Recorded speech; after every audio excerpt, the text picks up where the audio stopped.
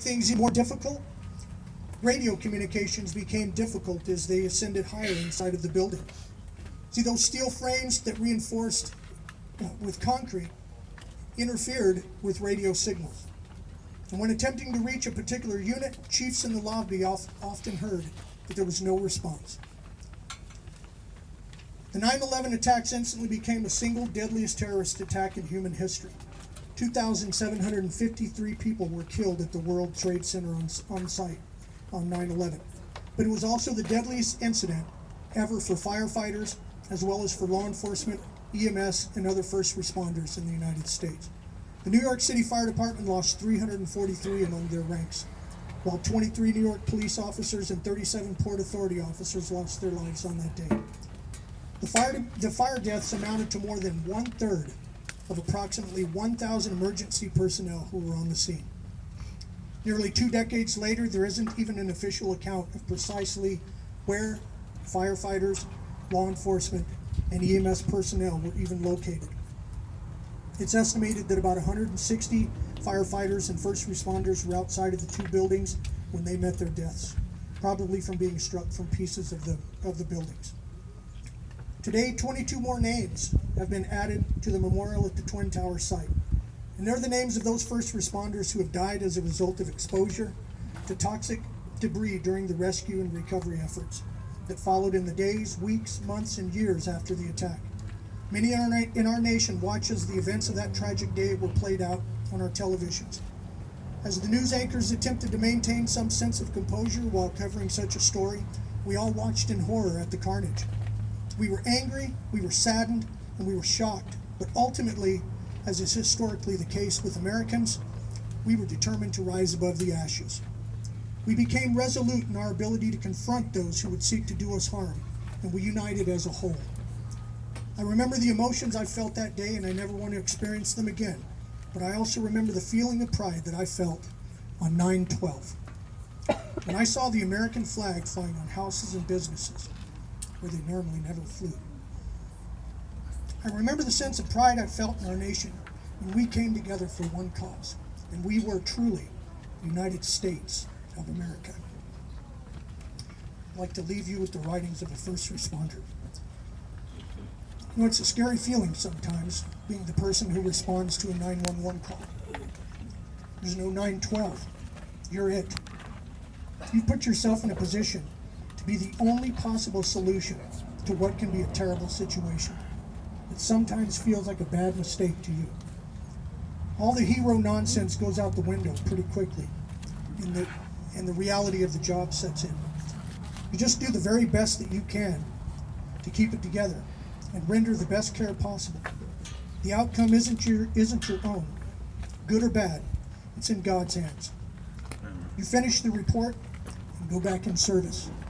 We have more 911 calls to handle. Thank you. 12:14. Let us know when you want to leave.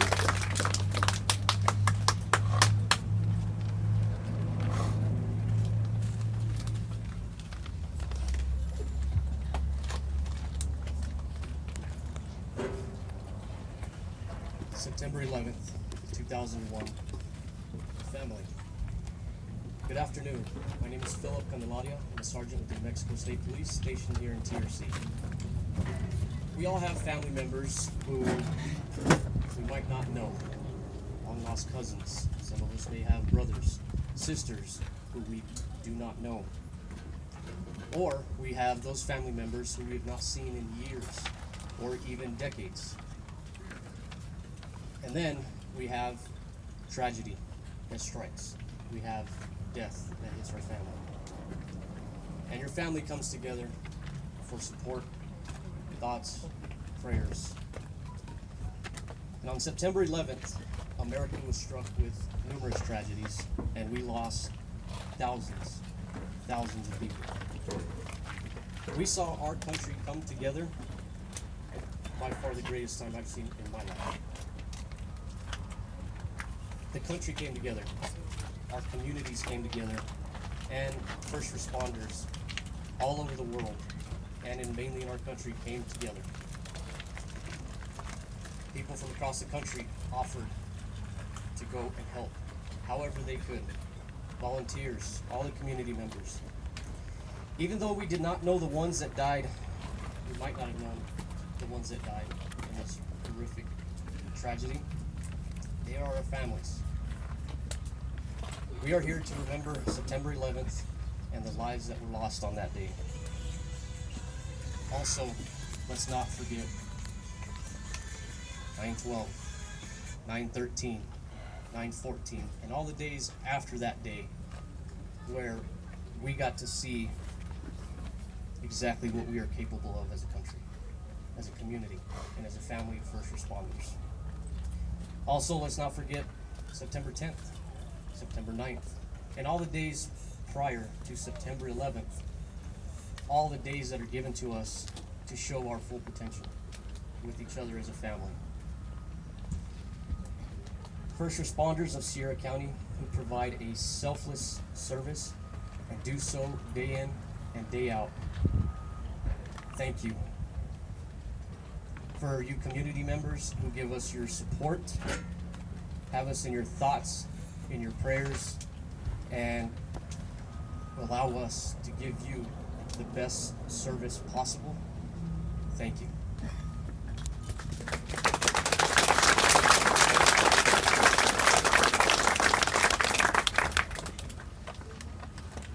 And now we'll have a musical number by Mr. Mike Skidmore.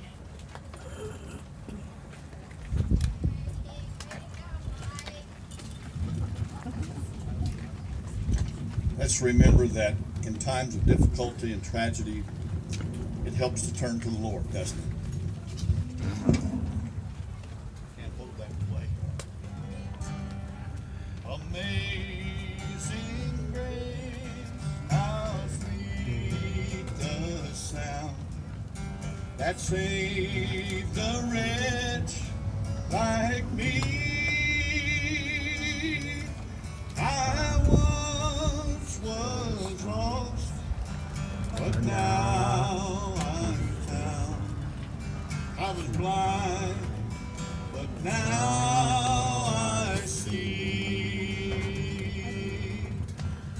'Twas grace that taught my heart to fear, and grace my fears relieved. How precious did that grace appear the hour I first believed. When we've been there 10,000 years, bright shining as the sun. We've no less days to sing God's praise than when we first begun.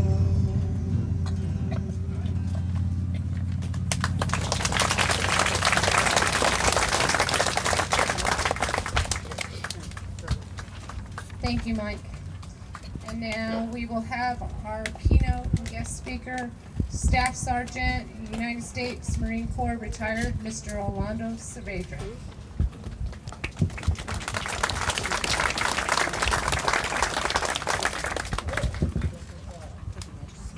Can you all hear me? Yes. Good morning. Thank you all for being here today. Great day. Last year, I believe it was over 100 degrees. So it's a little bit better, a little bit breeze, but not too bad. Like I said, thank you all for being here today. We gather in remembrance of the 18-year anniversary of one of the most devastating attacks on our country. A day that changed America forever. First, I would like to take a moment and acknowledge any who have lost loved ones on that tragic day. September 11th will be forever etched in our hearts, for we lost nearly 3,000 men and women and children, including our first responders, as well as more than 6,000 service members who are wounded or have lost their lives in Afghanistan and Iraq. Today we honor and remember those. Today we honor their families, friends, our Gold Star families. Today we honor and mourn for our country. Today we remember our lost and fallen. Today we remember our country before she was so violently and brutally attacked. Before she became broken and scarred. How we remember that day is proof of our resilience, proof that our American spirit will never be defeated. We recognize that on that day, our country and us Americans were forever changed. We changed for the better.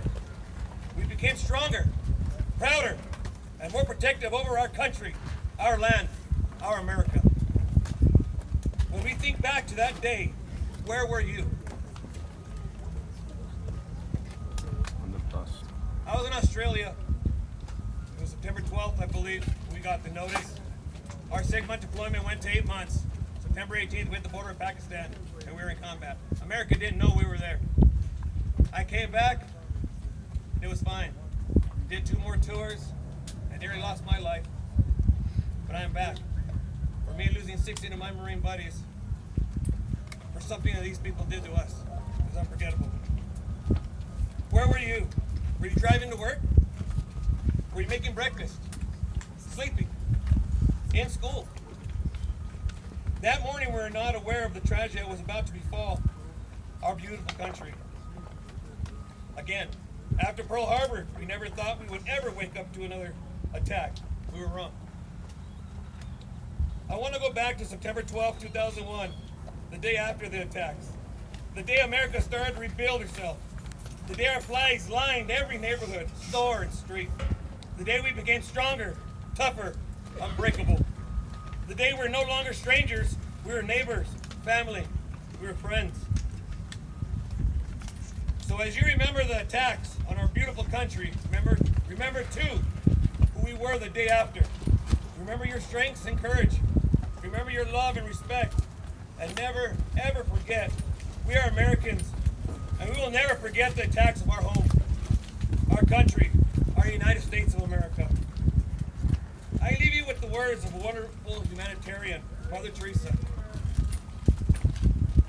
Quote, when we work hard all day long, it feels like we are only a drop in the ocean. But if our individual drops were not in the ocean will be dry. End quote. Our ocean is our country, and each one of you is a drop in our ocean. Without each and every one of you, our country would be empty and dry. Please never forget how important you are to your families, friends, neighbors, and our country. We are a nation of one. We are the United States of America. Thank you.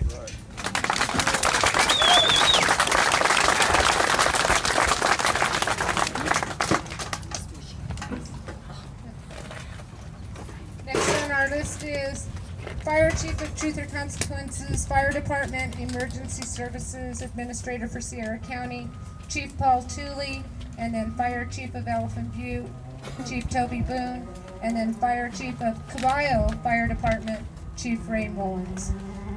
Chief Tooley. Good morning.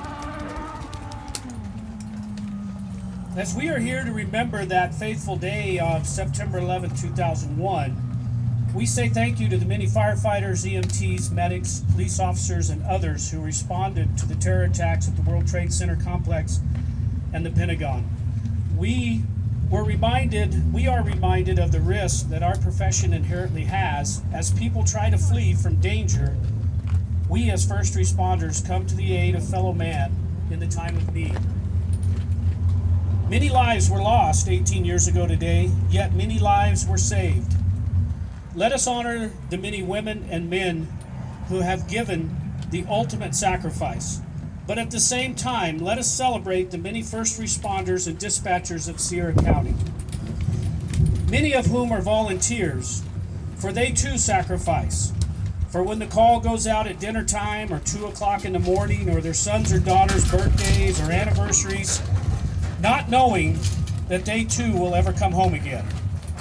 So when you see them around your community, thank them for what they do. Thank them for keeping us safe. Thank them for making a difference in someone's lives. And thank them for being there when someone is in need. Thank you.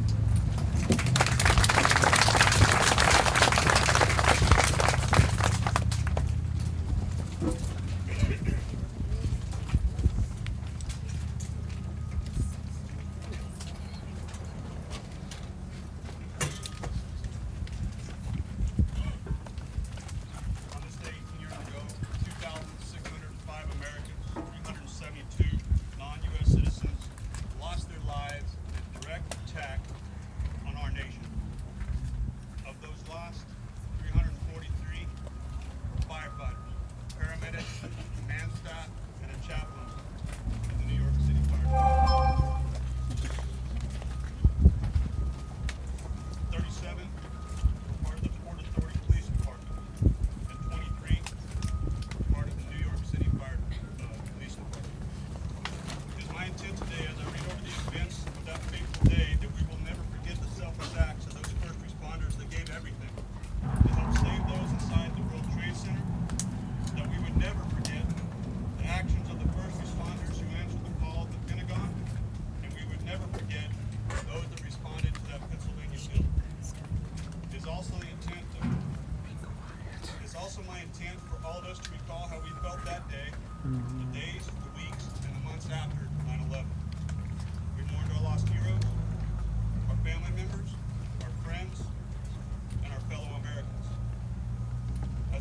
As we mourned our loss, we as a nation looked to one another and came together as one.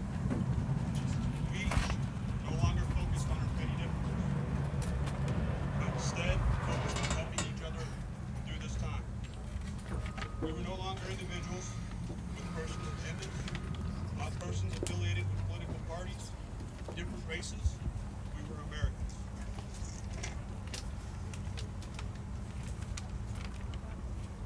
At 5:45 on September 11, 2001, a total of 19 terrorists would hijack 4 California-bound commercial airplanes shortly after their departures from airports in Boston, Massachusetts, New York, New Jersey, and Washington, D.C. metropolitan area. 2 hijackers would pass through the security of Portland International Jetport in Maine at 5:45.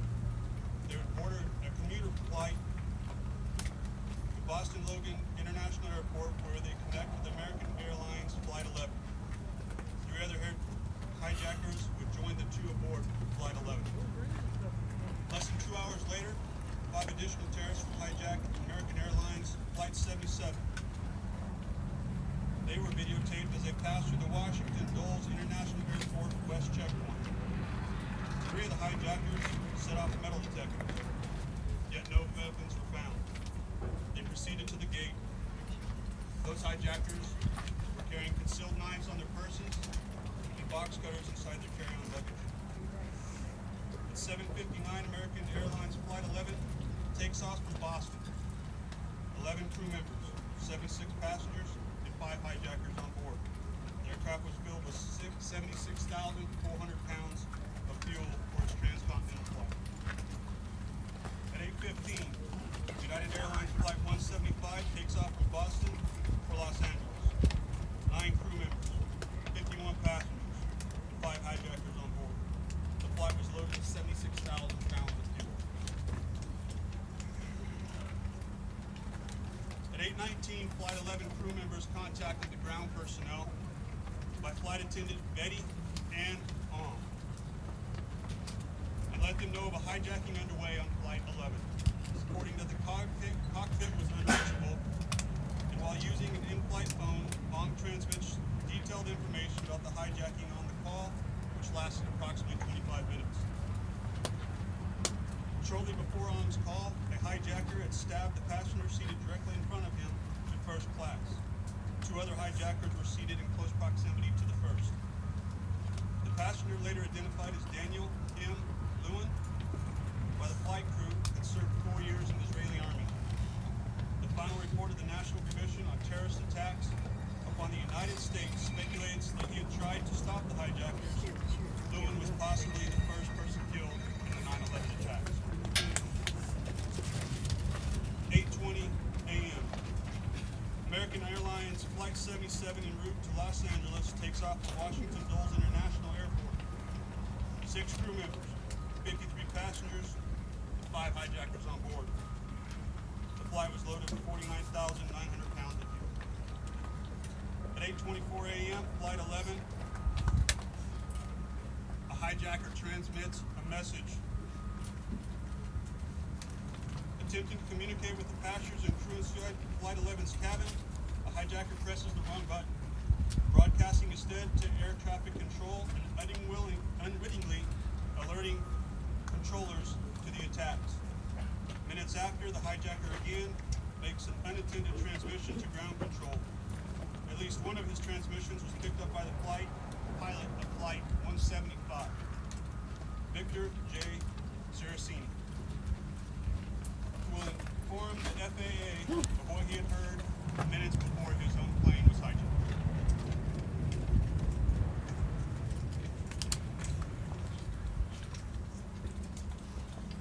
On 8:30 that fateful day, morning activities had commenced at the World Trade Center, a commercial building complex in Lower Manhattan owned by the Port Authority of New York and New Jersey, an interstate agency.